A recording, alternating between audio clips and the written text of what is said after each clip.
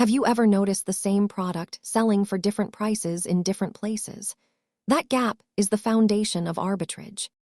Arbitrage is the act of buying an asset in one market and simultaneously selling it in another for a higher price. The goal is to capture a risk-free profit by exploiting small price discrepancies that exist across different exchanges.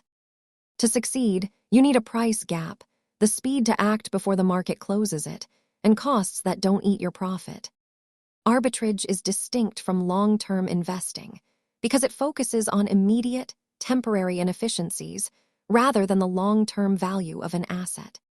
When arbitrageurs trade, they buy the cheaper asset and sell the expensive one, eventually pushing prices back into alignment across markets.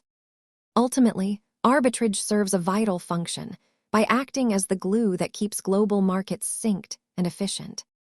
Understanding market mechanics helps you see how prices move. Subscribe for more financial basics, and thanks for watching.